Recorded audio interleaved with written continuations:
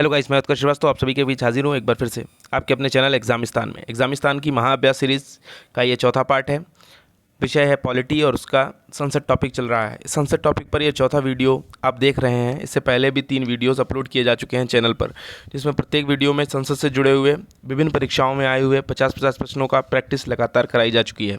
और ये चौथा भाग है जिसमें आगे के क्वेश्चंस का प्रैक्टिस आपको आज कराया जाएगा। साथियों, अगर आप उन पीछे के वीडियोज़ को देखते हैं और वो वीडियोज़ आपको पसंद आते हैं तो हमारे चैनल को सब्सक्राइब कर सकते हैं, वीडियोस को लाइक कर सकते हैं। अगर कोई डाउट है या कोई अन्य क्वेरी है तो आप कमेंट के ज़रिए हमें बता सकते हैं और अपने साथियों के साथ वीडियोस को शेयर कर सकते हैं। आइए शुरू करते हैं आज का वीडियो। देखते हैं पहला प्रश्न है, आकस्मिकता निधि को राष्ट्रपति कैसे व्यय कर सकते हैं। आकस्मिकता निधि जो इमरजेंसी का फंड है उसको किस तरह से जो राष्ट्रपति हैं वो व्यय कर सकते हैं। ये यूपी पीसीएस प्री 1991 का प्रश्न है।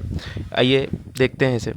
पहला है, राष्ट्रीय संकट के समय, संसदीय स्वीकृति के बाद, संसदीय स्वीकृति से पहले, या चौथा ऑप्शन है नहीं व्यय कर सकते। ये यूपी पीसीएस प्री 1991 का प्रश्न है। आइए पहले आकस्मिकता निधि के बारे में कुछ चीज़ें जान लेते हैं। तो हम देखते हैं भारत की आकस्मिक निधि के बारे में या आकस्मिकता निधि के बारे में। तो ये अनुच्छेद 267 संविधान के अनुच्छेद 267 में भारत की आकस्मिकता की निधि से संबंधित प्रावधान दिया गया है। इससे पहले जो आर्टिकल 266 दिया गया है उसमें भारत की संचित निधि के बारे में प्रावधान दिया गया है। यदि आप इसके पहले वाले वीडियो को देखते हैं, भाग 3 को देखते हैं, तो उसमें संचित निधि, धन विधेयक, वित्त विधेयक आदि विभिन्न प्रकार के टॉपिक्स से जुड़े हुए प्रश्न आपको बहुत ही बेहतरीन ढंग से विद फुल एक्सप्लेनेशन समझाए गए हैं। ऐसे 50 प्रश्न आपको वहाँ पर मिल सकते हैं। आप पीछे जाकर चैनल में देख सकते हैं इस वीडियो को। तो देखते हैं भारत की आकस्मिक निधि के बारे में। आकस्मिक निधि अनुच्छेद 267 में दी गई है। ये निधि पूरी तरह से राष्ट्रपति के नियंत्रण में होती है, जबकि जो हमारी संचित निधि होती है वो पूरी तरह से संसद के नियंत्रण में होती है। साथियों, संसद की स्वीकृति की आवश्यकता नहीं है। यानी अगर भारत की आकस्मिकता की निधि का प्रयोग करना है तो उसमें राष्ट्रपति ही सर्वे सर्वा है, उसमें संसद की अनुमति की आवश्यकता नहीं पड़ती, स्वीकृति की आवश्यकता नहीं पड़ती। किसी अति आवश्यक आकस्मिक प्रकृति के व्यय के लिए ही इस निधि का प्रयोग किया जाता है। माने ऐसे अति आवश्यक व्यय जो कि विनियोग विधेयक में ना बताए गए हों। विनियोग विधेयक याद रखिए साथियों, भारत की संचित निधि से कोई भी धन प्राप्त करने के लिए, किसी भी खर्चे को निकालने के लिए सर्वप्रथम एक विनियोग विधेयक पारित करना होता है। विनियोग विधेयक पारित करना होता है जो कि आर्टिकल 114 में दे रखा गया है। विनियोग विधेयक पारित करना होता है जो कि आर्टिकल 114 में दे रखा गया है। इससे पहले की वीडियो में इनको बहुत ही बेहतरीन ढंग से डिस्कस किया गया है। यदि आप जानना चाहते हैं डिटेल से तो पीछे जा सकते हैं, आइए बटन से देख सकते हैं, वहाँ पर भी वीडियो का लिंक मिल जाएगा। तो और अनुच्छेद 115 और 116 के अधीन यदि कोई प्रावधान नहीं दिया गया, उन प्रावधान के अतिरिक्त अगर कोई भी आकस्मिक व्यय करना है तो आकस्मिक निधि को इस्तेमाल करने का पूरा ताकत जो है वो राष्ट्रपति को दे रखी गई है। ऐसा आर्टिकल 267 कहता है, क्योंकि आर्टिकल 267 में ही भारत की आकस्मिकता निधि के बारे में बताया गया है और आर्टिकल 266 में भारत की संचित निधि के बारे में बताया गया है। साथियों, अब हम अपने प्रश्न पर आ जाते हैं। आकस्मिकता निधि को राष्ट्रपति कैसे व्यय कर सकते हैं। राष्ट्रीय संकट के समय, संसदीय स्वीकृति के बाद, संसदीय स्वीकृति से पहले, या व्यय ही नहीं कर सकते हैं। तो साथियों, अभी हमने देखा कि आकस्मिकता निधि को संसदीय स्वीकृति से पहले ही व्यय किया जा सकता है। यानी इसमें संसदीय स्वीकृति लेने की कोई बहुत बड़ी आवश्यकता राष्ट्रपति को नहीं पड़ती है, वो उनके स्वीकृति के बगैर ही इसका इस्तेमाल कर सकता है। हमें पता चल गया आर्टिकल 267 में आकस्मिकता निधि के बारे में चर्चा की गई है, जिसमें यह बताया गया है इस पर पूर्ण नियंत्रण राष्ट्रपति महोदय का होता है, यानी प्रेसिडेंट का होता है। जबकि आर्टिकल 266 में संचित निधि के बारे में बात की गई है, द कंटिजेंसी फंड, संचित निधि के बारे में बात की गई है। आर्टिकल 266 में संचित निधि के बारे में बात की गई है, जिस पर पूर्ण रूप से नियंत्रण संसद का होता है, संसद का होता है, संसद का होता है। संचित निधि संसद की और आकस्मिक निधि राष्ट्रपति की। ध्यान रखिएगा साथियों। आइए बढ़ते हैं अगले प्रश्न की तरफ। अगला प्रश्न जो कि प्रश्न नंबर 2 है, उसमें पूछा गया है संविधान के किस अनुच्छेद के अंतर्गत धन विधेयक को परिभाषित किया गया है। यह प्रश्न भी यूपी पीसीएस प्री 2000 में पूछा गया है। पहला ऑप्शन है अनुच्छेद 109, दूसरा ऑप्शन है अनुच्छेद 110, तीसरा ऑप्शन है अनुच्छेद 111 और चौथा ऑप्शन है बी और सी दोनों, या 2 और 3 दोनों। तो साथियों ध्यान से रखिएगा, धन विधेयक को परिभाषित किया गया है किस अनुच्छेद में। तो याद रखिए, अनुच्छेद 109 में धन विधेयक के संबंध में विशेष प्रक्रिया के बारे में बताया गया है।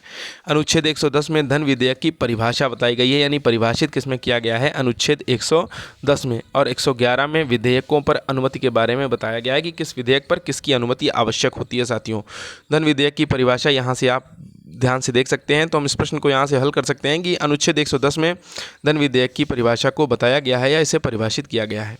इसके बाद देखते हैं हम अगला प्रश्न, प्रश्न नंबर 3। एक विधेयक को वित्त विधेयक माना जा सकता है। अनुच्छेद 110 के अनुसार यदि इसमें संबंधित प्रावधान शामिल हैं। कौन से संबंधित प्रावधान शामिल हैं? ये झारखंड पीसीएस मेंस 2016 का प्रश्न है।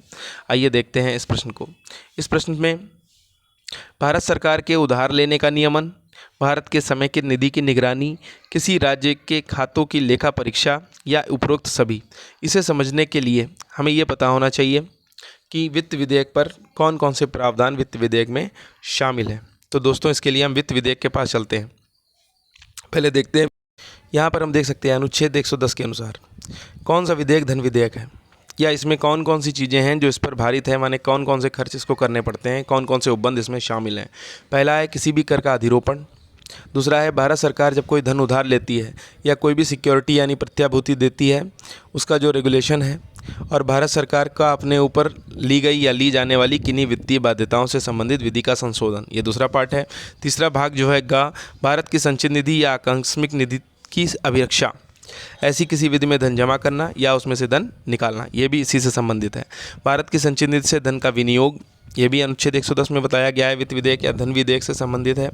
फिर किसी व्यय को भारत की संचित निधि पर भारित व्यय घोषित करना, और आखिरी जो है वो है भारत की संचित निधि या भारत के लोक लेखा मत से धन प्राप्त करना अथवा ऐसे धन की अभिरक्षा या उसका निर्गमन अथवा संघ या राज्य के लेखाओं की संपरीक्षा। तो इतनी सारी चीज़ें हैं जो आपको मिलती हैं अनुच्छेद 110 के अनुसार धन विधेयक में। आइए अब प्रश्न की तरफ चलते हैं और देखते हैं प्रश्न क्या कहता है। तो जब हम प्रश्न की तरफ जा रहे हैं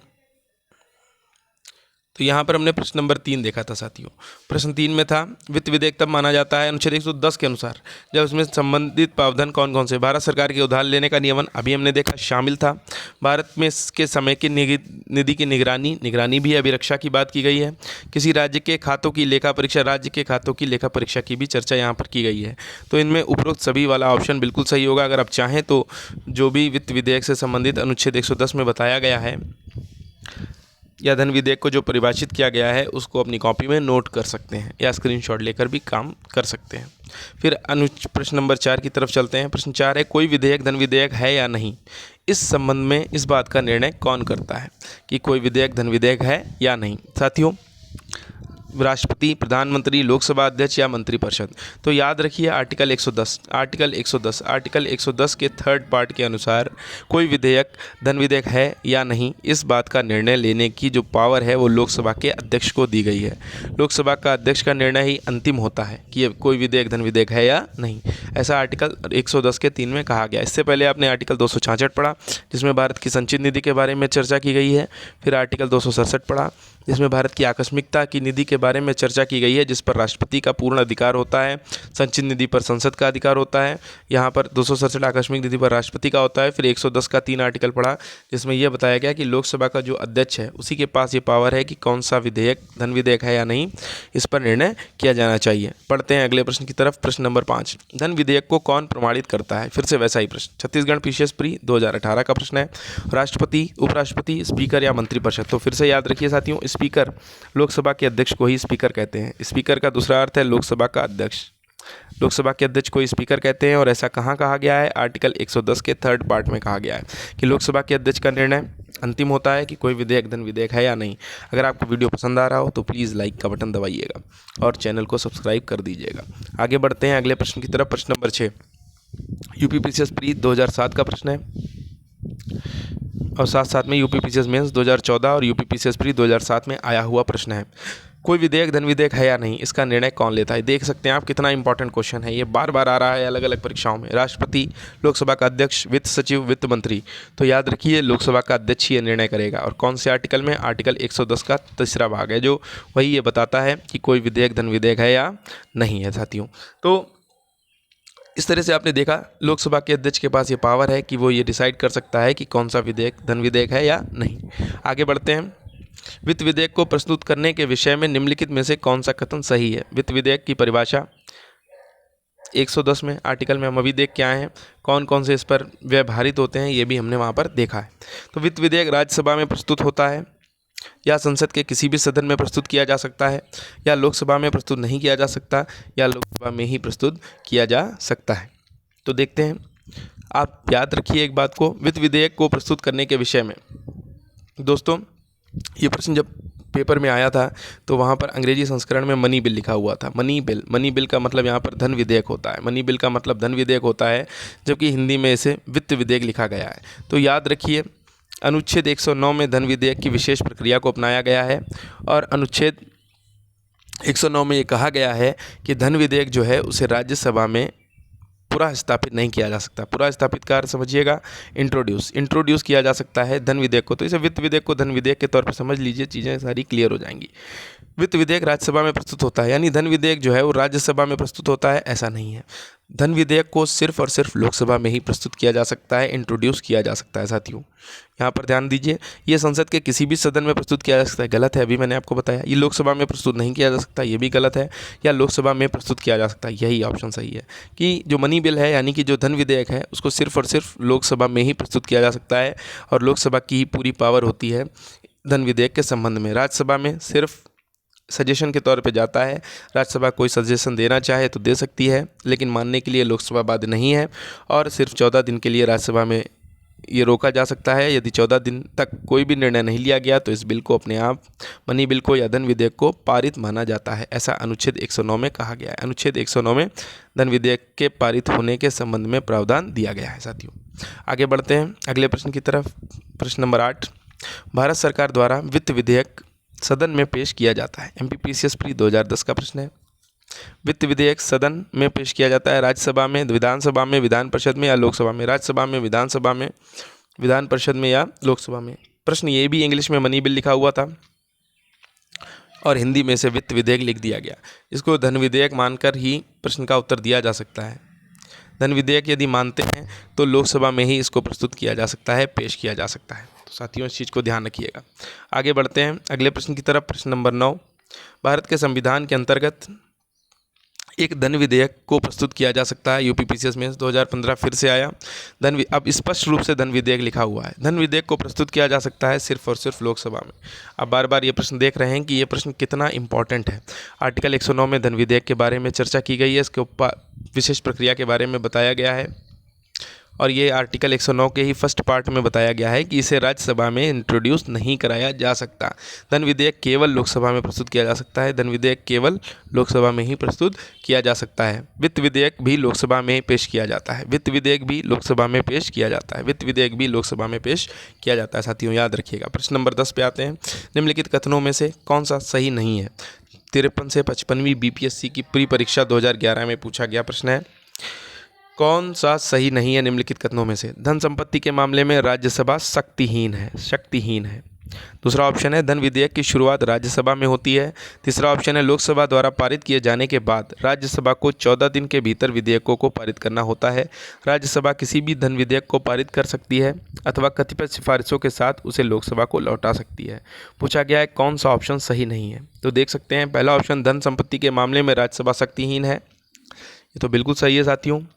राज्यसभा के पास धन विधेयक के मामले में कोई भी शक्ति नहीं है। यहाँ पर मुख्य रूप से शक्तियाँ लोकसभा में होती हैं धन विधेयक के संबंध में। धन संपत्ति के मामले में धन विधेयक की शुरुआत राज्यसभा में होती है, बस यही वाला ऑप्शन गलत है दोस्तों। आपको अभी मैं बता चुका हूँ, लोकसभा में ही धन विधेयक या वित्त विधेयक की शुरुआत होती है, पेश किया जाता है। राज्यसभा में इससे संबंध में पेश करने की कोई भी पावर नहीं है, ऐसा आर्टिकल 109 का फर्स्ट पार्ट में कहा गया है। आर्टिकल 109 के फर्स्ट पार्ट में कहा गया है। लोकसभा, अब तीसरा ऑप्शन जो है वो बिल्कुल सही है, वो भी कि लोकसभा जो है पारित किए जाने के बाद राज्यसभा को 14 दिन के भीतर पारित करना होता है। नहीं पारित करती है तो ऑटोमेटिकली उसे पारित माना जाता है धन विधेयक। फिर इसके बाद राज्यसभा किसी भी धन विधेयक को पारित कर सकती है अथवा कतिपय सिफारिशों के साथ उसे लोकसभा को लौटा सकती है। तो ये यानी सिफारिशों के साथ उसे लौटा सकती है। धन विधेयक पारित भी कर सकती है, उसे किसी भी प्रकार की सिफारिशों के साथ लौटा भी सकती है। मानने के लिए लोकसभा बाध्य नहीं है। अगला प्रश्न देखते हैं। प्रश्न नंबर 11, निम्नलिखित में से कौन सा विषय धन विधेयक के उपबंध में सम्मिलित नहीं किया गया है? कर से संबंधित उपबंध, अभी हमने धन विधेयक वाला इसमें वो देखा था। धन विधेयक की परिभाषा यहाँ पर लिखी हुई है, आर्टिकल 110 में दिया गया है। उस विधेयक को धन विधेयक माना जाता है जिसमें निम्न में से कोई भी उपबंध शामिल होगा। कर का अधिरोपण, धन उधार, भारत सरकार अगर कोई धन उधार लेती है या सिक्योरिटी देती है उसका रेगुलेशन करती है। भारत सरकार द्वारा अपने ऊपर ली गई या ली जाने वाली किन्हीं वित्तीय बाध्यताओं से संबंधित विधि का संशोधन। फिर अगला है भारत की संचित निधि या आकस्मिक निधि की अभिरक्षा, ऐसी किसी विधि में धन जमा करना या उससे धन निकालना।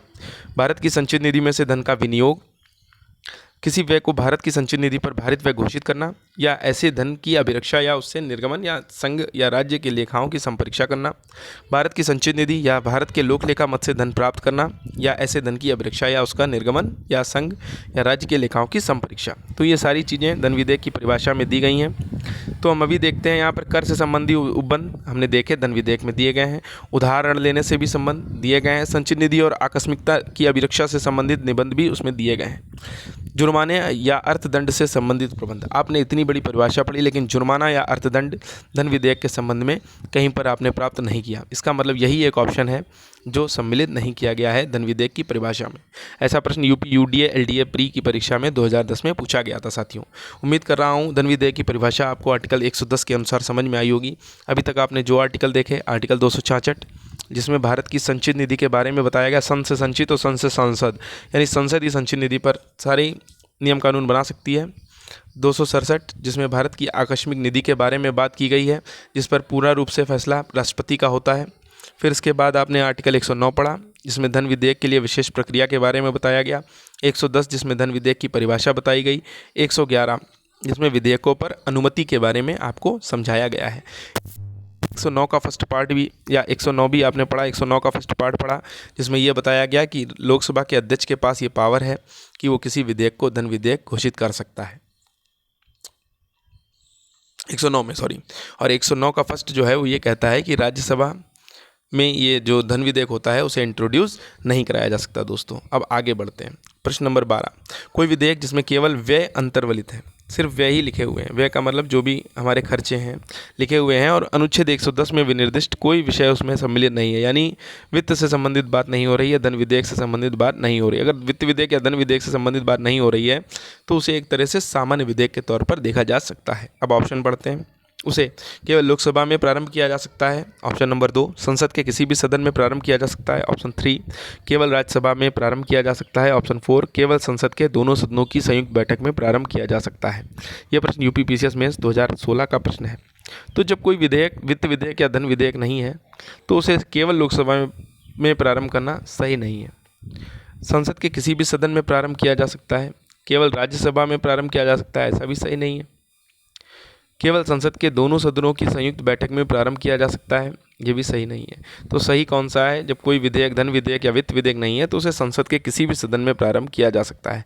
कुछ विधेयक ऐसे हैं जो सिर्फ राज्यसभा में प्रारंभ किए जा सकते हैं, जैसे भारत के उपराष्ट्रपति को उसके पद से हटाने के लिए, भारत के उपराष्ट्रपति को उसके पद से हटाने के लिए जो प्रस्ताव लाया जाएगा वो सबसे पहले राज्यसभा में लाया जाएगा। किसी नई अखिल भारतीय सेवा, राज्यसभा के लिए समझ लीजिए जरा सा साथियों, ये बात पूरी डिस्कस की गई है वीडियो नंबर 2 में। यदि आप महाअभ्यास के वीडियो नंबर 2 देखते हैं तो वहाँ पर ये चीज़ बिल्कुल डिटेल में समझ में आएगी। राज्यसभा की जो डिस्क्रिशनरी पावर है यानी ऐच्छिक शक्तियाँ हैं, सबसे पहले उपराष्ट्रपति को उसके पद से हटाने के लिए जो प्रस्ताव प्रस्तुत किया जाएगा वो सबसे पहले राज्यसभा में प्रस्तुत किया जाएगा। दूसरे नंबर पर किसी नई अखिल भारतीय सेवा, किसी नई अखिल भारतीय सेवा का सृजन करने के लिए राज्यसभा में ही प्रस्ताव लाया जा सकता है। तीसरा है किसी राज्य सूची के विषय पर, राज्य सूची के विषय पर संसद कानून बना सकती है, यह प्रस्ताव भी राज्यसभा में लाया जा सकता है, जिसे पास करने के बाद संसद को पावर मिल जाती है कि वो राज्य सूची के विषय पर कानून बना सकती है। ऐसा आर्टिकल 249 में कहा गया है। ये अखिल भारतीय सेवाएँ आर्टिकल 312 में है। राज्य सूची के विषय पर संसद द्वारा कानून बनाना आर्टिकल 249 में दिया गया है। साथियों आगे बढ़ते हैं, उम्मीद कर रहा हूँ आपको ये चीज़ समझ में आ रही होगी। प्रश्न नंबर 13 पे आते हैं। धन विधेयक के अतिरिक्त एक विधेयक जो विधानसभा ने प्रथम बार पारित कर दिया हो, विधान परिषद में कितने माह तक पड़ा रह सकता है? धन विधेयक के अतिरिक्त बात हो रही है दोस्तों, विधान परिषद की पावर के बारे में बात हो रही है। 1 माह से अधिक तक नहीं, 2 माह से अधिक तक नहीं, 3 माह से अधिक तक नहीं, या उपर्युक्त में से कोई नहीं। ऐसा प्रश्न यूपी आरओ मेंस 2017 में पूछा गया है। तो आके देखते हैं आर्टिकल 197 में इस बारे में चर्चा की गई है। आर्टिकल 197 यानी अनुच्छेद 197 में धन विधेयक के अतिरिक्त विधेयक के संबंध में विधानसभा की शक्तियां अनुच्छेद 197 में दी गई, विधान परिषद की शक्तियां दी गई हैं अनुच्छेद 197 में, लेकिन धन विधेयक के अतिरिक्त। तो क्या बताया गया है? धन विधेयक के अतिरिक्त अन्य विधेयक जिसे विधानसभा ने प्रथम बार पारित कर दिया हो, विधान परिषद में लाई गई तारीख से 3 माह से अधिक तक नहीं रोका जा सकता, यानी 3 माह से अधिक तक इसे रोका नहीं जा सकता है। दोस्तों ध्यान रखिएगा इसे कि धन विधेयक के अतिरिक्त अन्य विधेयक जिसे विधानसभा ने प्रथम बार पारित कर दिया हो उसे विधान परिषद में लाई गई तारीख से 3 माह से अधिक तक नहीं रोका जा सकता। मैक्सिमम 3 माह तक विधान परिषद रोक सकती है। किसी भी सामान्य विधेयक को मैक्सिमम 3 माह तक रोका जा सकता है। आगे बढ़ते हैं, ये विधान परिषद की बात हो रही है। आर्टिकल 197 में ऐसा बताया गया है। कई आर्टिकल आपको यहाँ पर देखने को मिल चुके हैं साथियों, जिसको आप ध्यान से एक बार समझ सकते हैं, रिवाइज कर सकते हैं, बार बार पढ़ सकते हैं और हमारे चैनल को सब्सक्राइब कर सकते हैं, वीडियो को लाइक कर सकते हैं। प्रश्न नंबर 14, बजट पर संसद के नियंत्रण के विषय में निम्नलिखित में से कौन सी बात सही नहीं है। बजट पर संसद का जो नियंत्रण है उसमें IS प्री 2009 का प्रश्न है, बजट के निर्माण में संसद का कोई हाथ नहीं होता। आप खुद ही सोच सकते हैं।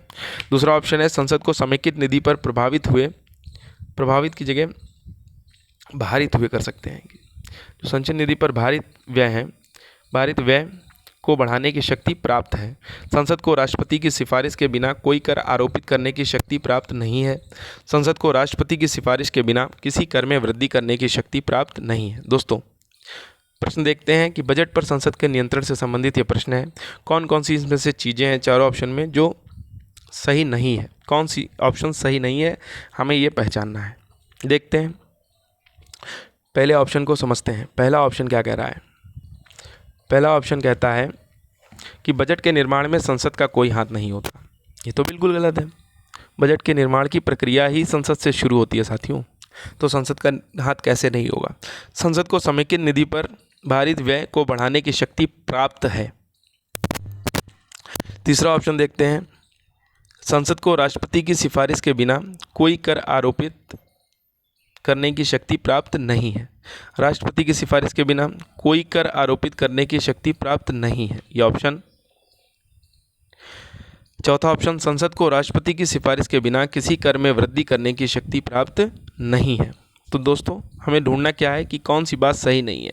इन चारों में से समझने के लिए हम ये समझते हैं, समेकित निधि या संचित निधि अनुच्छेद 113 में प्रभारित व्यय संसद में मतदान के लिए प्रस्तुत नहीं किए जा सकते। संचित निधि में जो प्रभारित व्यय हैं, यानी इनमें जो व्यय आते हैं जो मैंने आपको अभी दिखाए थे, उनमें संचित निधि पर जो भारित व्यय हैं उन पर मतदान के लिए प्रस्तुत नहीं किए जा सकते। उन पर संसद में वोटिंग नहीं हो सकती, केवल उन पर चर्चा की जा सकती है साथियों। इसलिए प्रभारित व्ययों में परिवर्तन करने का अधिकार संसद को है ही नहीं। जो भी प्रभारित व्यय हैं समेकित निधि पर, उस पर परिवर्तन करने का अधिकार संसद को नहीं है। आइए देखते हैं संचित निधि के बारे में, भारत की समझते हैं, फिर कुछ समझ में आएगा। आर्टिकल 266 में भारत की संचित निधि का चर्चा की गई है। भारत सरकार को प्राप्त सभी प्रकार के राजस्व उस सरकार के द्वारा राज हुंडियों यानी कि जो बॉन्ड्स बनाए गए उनको निर्गमित करके उधार के द्वारा या अग्रिम अर्थोपाय के द्वारा लिए गए सभी उधार के प्रति संदाय और उस सरकार को प्राप्त सभी धनराशियों से मिलकर भारत की संचित निधि बनी हुई है। यह संसद के नियंत्रण में पूर्ण रूप से होती है। पूरी तरह से बिना संसद की अनुमति के संचित निधि से कोई भी धनराशि नहीं निकाली जा सकती।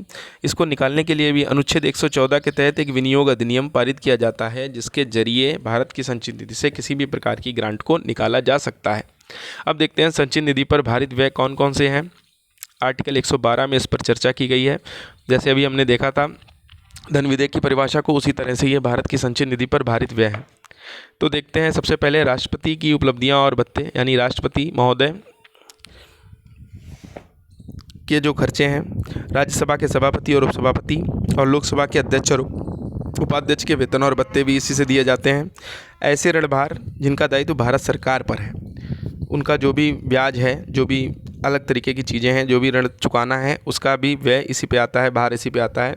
उच्चतम न्यायालय के न्यायाधीश, फेडरल न्यायालय के न्यायाधीश और उच्च न्यायालय के न्यायाधीश जो भारत के क्षेत्र के अंदर आते हैं, भारत के राज्य क्षेत्र के अंतर्गत आते हैं, तो उनका भी खर्चा भारत की संचित निधि से दिया जाता है। इसके बाद मेन है कैग, यानी कि भारत का नियंत्रक और महालेखा परीक्षक, उसका वेतन और भत्ते। इसके अलावा कोई अन्य व्यय जो संविधान में या संसद के द्वारा जोड़े जाएं, वो भी भारत की संचित निधि पर भारित ही होते हैं साथियों। ये अनुच्छेद 112 में बताया गया है कि भारत की संचित निधि पर कौन कौन से व्यय भारित हैं। अब हम देखते हैं प्रश्न को। तो यहाँ पर तीसरा ऑप्शन जो है कि संसद को राष्ट्रपति की सिफारिश के बिना कोई कर आरोपित करने की शक्ति प्राप्त नहीं है। दूसरा ऑप्शन है संसद को समेकित निधि पर भारित व्यय को बढ़ाने की शक्ति प्राप्त है। तो आर्टिकल 113 में अभी हमने देखा कि संसद जो है वो जो भी भारित व्यय हैं भारत की संचित निधि पर, उनको परिवर्तित नहीं कर सकती। यानी इसमें ऑप्शन नंबर 2 जो है वही यहाँ पर सही नहीं है। तो ऑप्शन नंबर 2 ही सही उत्तर माना जाएगा। प्रश्न नंबर 14 का सही उत्तर है ऑप्शन 2। इसके बाद आगे बढ़ते हैं, प्रश्न 15 पे आते हैं। प्रश्न 15 में निम्नलिखित में से कौन एक संघीय बजट की तैयारी और उसे संसद में पेश करने के लिए उत्तरदायी है? यानी संघीय बजट की तैयारी और उससे जो संसद में पेश करना है उसके लिए रिस्पॉन्सिबल कौन है? ये IAS प्री 2010 का प्रश्न है। राजस्व विभाग, आर्थिक कार्य विभाग, वित्तीय सेवाएं विभाग या व्यय विभाग? तो याद रखिए आर्थिक कार्य विभाग। भारत के वित्त मंत्रालय के अंतर्गत एक विभाग है जिसका नाम है आर्थिक कार्य मंत्रालय, डिपार्टमेंट ऑफ इकोनॉमिक अफेयर्स। आर्थिक कार्य मंत्रालय, डिपार्टमेंट ऑफ इकोनॉमिक अफेयर्स, यही पूरी तरीके से संघीय बजट की तैयारी और उसे संसद में पेश करने के लिए रिस्पॉन्सिबल माना जाता है। आगे बढ़ते हैं प्रश्न नंबर 16 पर। यदि वार्षिक संघीय बजट लोकसभा द्वारा पारित नहीं होता, अगर वार्षिक संघीय बजट जो है वो लोकसभा के द्वारा पारित नहीं होता है तो क्या माना जाएगा? कि बजट में संशोधन कर या दोबारा पेश किया जा सकता है। सुझाव हेतु बजट राज्यसभा को भेज दिया जाता है।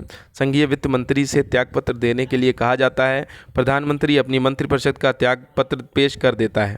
ये प्रश्न IAS प्री 2011 का प्रश्न है। और प्रधानमंत्री अपनी मंत्रिपरिषद का त्यागपत्र पेश कर देता है, यानी कि अगर वार्षिक बजट नहीं पेश हो पा रहा है तो लोकसभा में पेश ना हो तो क्या होगा? तो ऐसी स्थिति में याद रखिए साथियों, अगर बजट पेश नहीं हो पा रहा है इसका सीधा सीधा अर्थ यह है कि जो वर्तमान सरकार है उसका जो बहुमत है वो लोकसभा में नहीं रह गया। इसका मतलब ये हुआ कि प्रधानमंत्री को अपनी मंत्रिपरिषद के साथ साथ पूरा त्यागपत्र प्रदान करना पड़ेगा और सरकार मौके से ही बदल जाएगी या गिर जाएगी। प्रश्न नंबर 16 उम्मीद कर रहा हूँ समझ में आ रहा होगा। आगे बढ़ते हैं प्रश्न 17 की तरफ। निम्नलिखित में से किसके अंतर्गत व्यक्ति द्वारा देयपूर्ण धनराशि संविधान द्वारा सीमित कर दी गई है?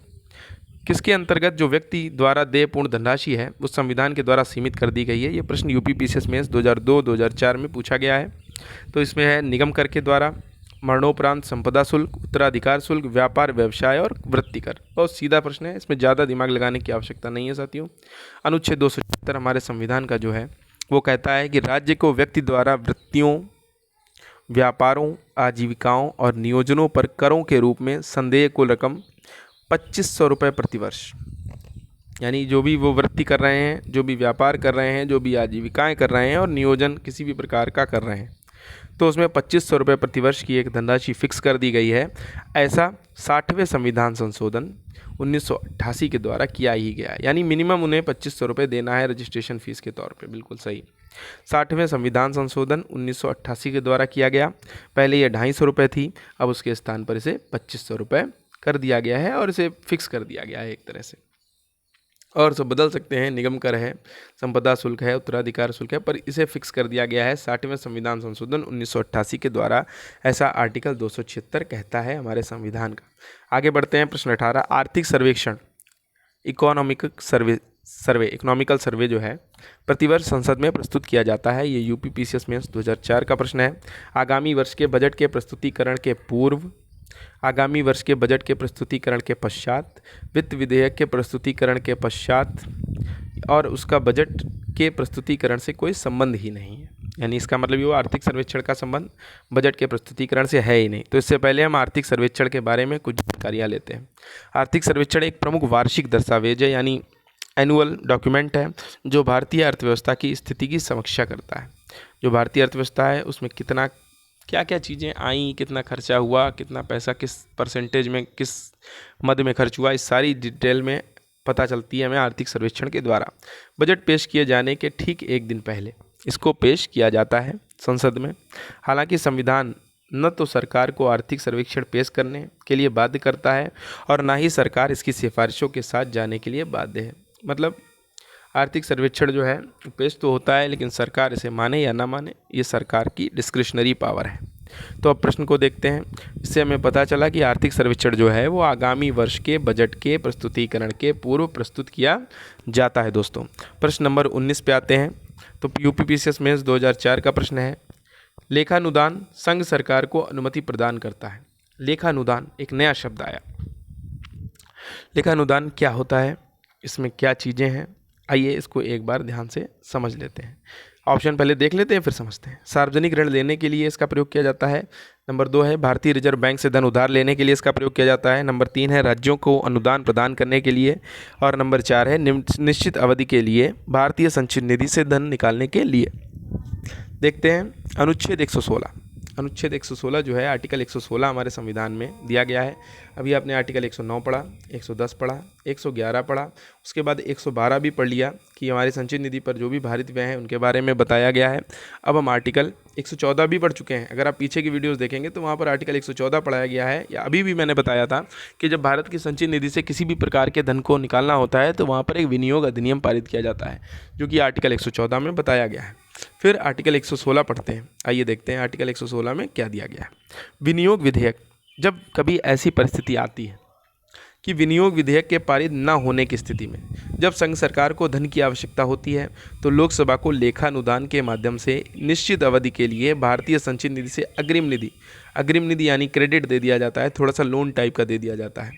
ये शक्ति प्रदान की गई है। ऐसा कब होता है, जरा एक बार समझते हैं। आइए साथियों, जब कभी ऐसा होता है कि बजट के पास होने के समय बजट की घोषणा हो जाए और वहीं मौका ऐसा आ जाए कि सरकार पलट जाए या सरकार गिर जाए, तो ऐसी स्थिति में क्या होता है और फिर भी सरकार को कुछ बेहतरीन काम या मतलब कुछ आवश्यक काम, अति आवश्यक काम के लिए धन की आवश्यकता हो, तो उसके लिए ये क्या करते हैं, वहाँ पर बजट वाला पैसा तो निकाल नहीं सकते क्योंकि भारत की संचित निधि से पैसा निकालने के लिए विनियोग विधेयक पारित करना होता है। उसके लिए संसद मौके पे होनी चाहिए। लेकिन लोकसभा का क्या हो गया यहाँ पर, तो विघटन हो गया एक तरह से। जो सरकार हट गई है, बदलने वाली है, उसमें कोई परिवर्तन होने वाला है, तो ऐसी स्थिति में क्या होता है, लेखानुदान पारित किया जाता है। लोकसभा को लेखानुदान के माध्यम से निश्चित अवधि के लिए भारतीय संचित निधि से अग्रिम निधि प्रदान की शक्ति प्राप्त है, ऐसा आर्टिकल 116 कहता है। तो अब प्रश्न को देखते हैं, लेखानुदान के बारे में क्या बताया गया है। सार्वजनिक ऋण लेने के लिए कतई नहीं, भारतीय रिजर्व बैंक से धन उधार लेने के लिए बिल्कुल नहीं, राज्यों को अनुदान प्रदान करने के लिए बिल्कुल नहीं, निश्चित अवधि के लिए भारतीय संचित निधि से धन निकालने के लिए, बस यही चीज़ है। वैसे नॉर्मली संचित निधि से धन निकलता है आर्टिकल 114 में मौजूद विनियोग विधेयक के द्वारा, परंतु जब कंडीशन ऐसी हो कि सरकार बदलने को हो या चुनाव हो गए हों, इस तरह से चुनाव होने को हों, तो वहाँ पर बजट पास होना मुश्किल होता है। लेकिन सरकार को धन की आवश्यकता हो तो लेखानुदान के जरिए सरकार धन ले सकती है, और ऐसा आर्टिकल 116 कहता है। ध्यान रखिएगा। आगे बढ़ते हैं। संसद में लेखा के लिए वोट आवश्यक होता है जब सरकार का व्यय राजस्व प्राप्तियों से अधिक हो, बड़े कार्यक्रमों की वित्त व्यवस्था हेतु जिसमें बहुत अधिक मात्रा में धन की आवश्यकता होती है, जब सामान्य बजट के समय सीमा के अंदर पारित होने की आशा नहीं होती, या चौथा है उपरोक्त में से कोई नहीं। ये UP lower subordinate special pre परीक्षा 2018 में पूछा गया प्रश्न है। तो लेखा के लिए वोट यानी वोट ऑन क्रेडिट कब किया जाता है, आपने पढ़ा। सरकार का व्यय राजस्व प्राप्तियों से अधिक, ऐसा कुछ नहीं है। बड़े कार्यक्रमों के लिए ये भी सही नहीं है, जब सामान्य बजट को जो है उस समय सीमा के अंदर पारित नहीं हो सकता और फिर भी सरकार को धन की आवश्यकता है विभिन्न कार्यों के लिए, आवश्यक कार्यों के लिए, तो वो लेखानुदान पारित कर सकती है आर्टिकल 116 के अंतर्गत। आइए आगे बढ़ते हैं। प्रश्न 21 देखते हैं। व्यय का अनुमान किस रूप में भारतीय संसद के समक्ष रखा जाता है। व्यय का अनुमान का मतलब हो गया डिमांड्स ऑन ग्रांट्स की जो डिमांड है, कितना खर्चा किस मद में किया जाना है, वो किस रूप में भारतीय संसद के समक्ष रखा जाता है। खर्चा किस रूप में करा जाना है, तदर्थ निधि के रूप में, अतिरिक्त अनुदान के रूप में, अनुपूरक अनुदान के रूप में, या अनुदान का अनुरोध। तो व्यय का अनुमान जो है वो अनुदान के अनुरोध के रूप में या डिमांड ऑन ग्रांट्स के नाम से उसे रखा जाता है भारतीय संसद के समक्ष। ये बजट का एक प्रक्रिया है। झारखंड पीसीएस प्री 2013 का प्रश्न है। आगे बढ़ते हैं। आर्टिकल 113 में ये बताया भी गया है साथियों, व्यय का अनुमान भारतीय संसद के समक्ष अर्थात लोकसभा के समक्ष, क्योंकि धन के मामले में लोकसभा ही सुप्रीम है, अनुदानों की मांगों के रूप में यानी डिमांड ऑफ ग्रांट्स के रूप में रखा जाता है। लोकसभा को पावर है वो किसी भी मांग को अनुमति दे या अनुमति देने से मना कर दे, या किसी मांग को उसमें विनिर्दिष्ट रकम को कम भी कर सकती है साथियों। कटौती प्रस्ताव पारित कर सकती है और रुपयों को जितना मांगा गया है उससे कम दे सकती है अगर उसे लगता है कि यहाँ पर कम पैसे की आवश्यकता है। तो अनुच्छेद 113 में डिमांड ऑफ ग्रांट्स की बात की गई है कि जो पैसे की मांग है विभिन्न प्रकार के मदों में, उसको किस रूप में किया जाएगा, डिमांड ऑफ ग्रांट्स के रूप में। अनुच्छेद 113। आगे बढ़ते हैं। सामान्य वित्त विधायन में चरण सम्मिलित हैं, यानी जब बजट के बारे में चर्चा होती है या बजट पास किया जाता है तो उसके जो स्टेप्स हैं वो किस तरह से कार्य करते हैं। पहला स्टेप बजट का प्रस्तुतिकरण, दूसरा बजट पर चर्चा, तीसरा विनियोग विधेयक को पारित करना, चौथा लेखानुदान और पांचवा वित्त विधेयक को पारित करना। और पहला ऑप्शन है 1, 2, 3 शामिल है वित्त विधायन में, दूसरा है 1, 2, 3, 4, तीसरा है 1, 3, 4 और चौथा है 1, 2, 3, 5। यूपी पीसीएस मेंस 2005-2010 का प्रश्न है। आइए देखते हैं। तो हम यहाँ पर देख रहे हैं, तो हम ये समझ विधायन होता है, जो बजट लाया जाता है तो उसमें सबसे पहला जो चरण होता है बजट का प्रस्तुतिकरण होता है। सबसे पहले बजट को प्रस्तुत किया जाएगा, दूसरा है बजट पर चर्चा की जाएगी, तीसरा है बजट पर चर्चा होने के बाद विनियोग विधेयक को पारित करना होता है, उसी के बाद वित्त विधेयक पारित होता है जिसके जरिए संचित निधि से धन निकाला जा सकता है। तो साथियों 1, 2, 3 और 5 यही ऑप्शन बजट में लिए जाते हैं और वित्त विधायन में चरणबद्ध तरीके से प्रयोग किए जाते हैं। 1, 2, 3 और 5 ऑप्शन नंबर 4 ही सही है। और जो लेखानुदान है, लेखानुदान, प्रत्ययानुदान और अपवादानुदान। लेखानुदान के बारे में आप समझ चुके हैं, अभी आपने देखा था। अब प्रत्ययानुदान और अपवादानुदान ये 3 अलग तरीके से पैसे धनराशि को आवश्यक समय पर लेने के 3 तरीके हैं जिनको वित्त विधायन में सम्मिलित नहीं किया गया साथियों।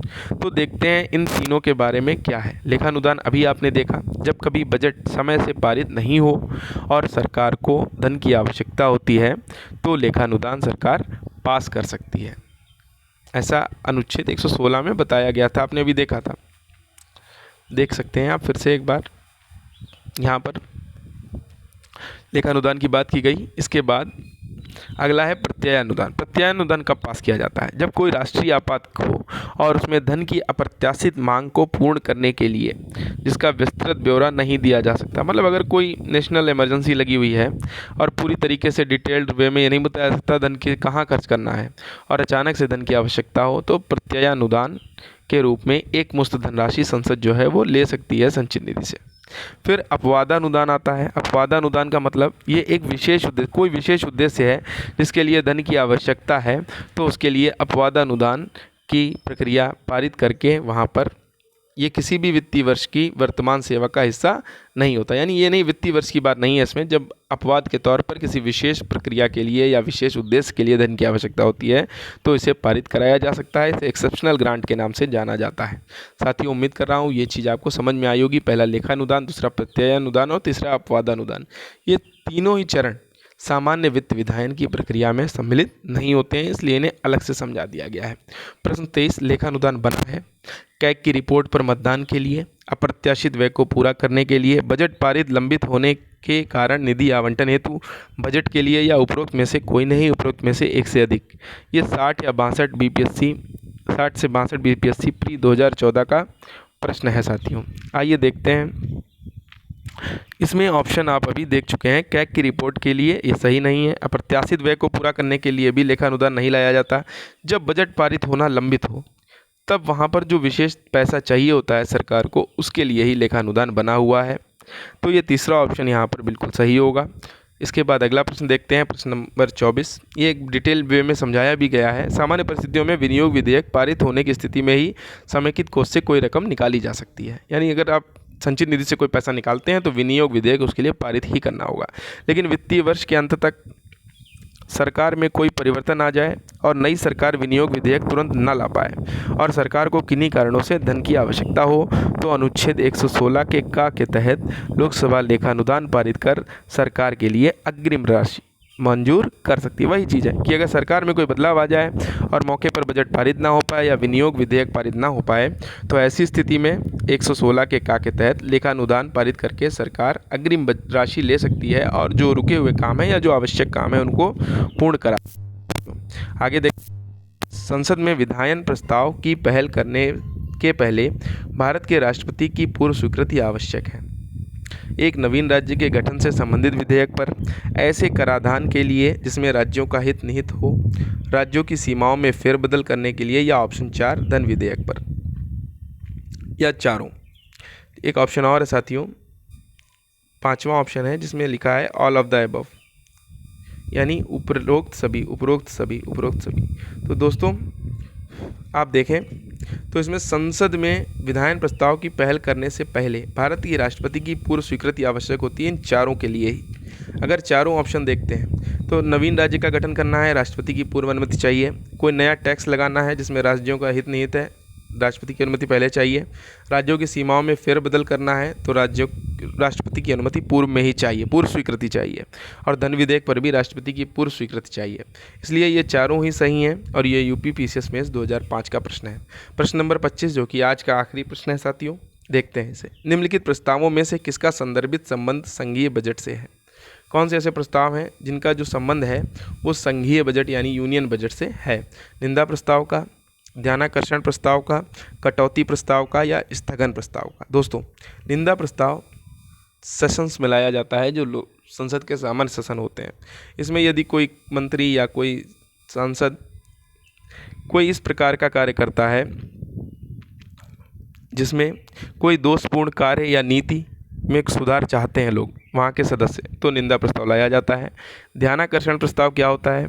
कोई अति आवश्यक सार्वजनिक महत्व का यदि कोई विषय है और उस पर किसी मंत्री का ध्यान आकर्षित करना है और उसे उसके पद और सत्ता के अनुरूप कार्य करने के लिए सेटअप करना है तो ध्यानाकर्षण प्रस्ताव लाया जाता है। कटौती प्रस्ताव से आपको लग रहा होगा कि ये धन से संबंधित है जिसमें कटौती की जा सकती है, तो ये बिल्कुल सही है, यही सही ऑप्शन है। ये संघीय बजट से जुड़ा हुआ है। बजट पेश होने पर जो डिमांड ऑफ ग्रांट्स होती है यानी अनुदानों की मांग होती है, उन पर बहस के दौरान संसद के सदस्य जो हैं वो धनराशि में वृद्धि नहीं कर सकते। डिमांड ऑफ ग्रांट यानी जितना धन मांगा गया है किसी कार्य के लिए उसमें वृद्धि नहीं कर सकते, परंतु उसमें कटौती कर सकते हैं यदि कार्य से अधिक धन उन्हें प्रतीत होता है। तो ये कटौती प्रस्ताव लाया जा सकता है जिसके जरिए बजट में कुछ कटौती की जा सकती है। स्थगन प्रस्ताव क्या होता है साथियों? किसी अति आवश्यक सार्वजनिक महत्व के विषय पर संसदीय के सदस्यों का ध्यान आकृष्ट करने हेतु लाया जाता है। कौन सा प्रस्ताव? याद करिए, ध्यानाकर्षण प्रस्ताव। और स्थगन प्रस्ताव यानी जो कार्यवाही है उसको स्थगित करने के लिए, सस्पेंड करने के लिए ये प्रस्ताव लाया जाता है। ये प्रश्न यूपी लोअर सबऑर्डिनेट प्री 2002 का प्रश्न है। इस प्रकार से ये 25 प्रश्न आपके पूर्ण हो गए साथियों आज के। यदि आपको वीडियो पसंद आए तो लाइक कीजिए, अपने साथियों के साथ इसे शेयर करिए और चैनल को सब्सक्राइब करिए साथियों। कमेंट करिए अगर कोई भी डाउट है या किसी प्रश्न में कोई समस्या आ रही है। और हमारा चैनल एग्जामिस्तान लगातार आपके महाअभ्यास सीरीज़ के माध्यम से आपको निरंतर मदद करने में जुटा हुआ है, प्रैक्टिस करा रहा है। और इसके साथ साथ दोस्तों करंट अफेयर की नई सीरीज़ आपके लिए आने वाली है जो कि निश्चित समय पर आपको रोज़ाना मिलेगी। हिंदी का पूरा फुल कोर्स आने वाला है, इंग्लिश का भी कोर्स शुरू होने वाला है। तो इसके लिए हमारे चैनल को सब्सक्राइब करिए, वीडियो को लाइक करिए। Thank you. मैं आपसे आज के लिए विदा लेता हूँ।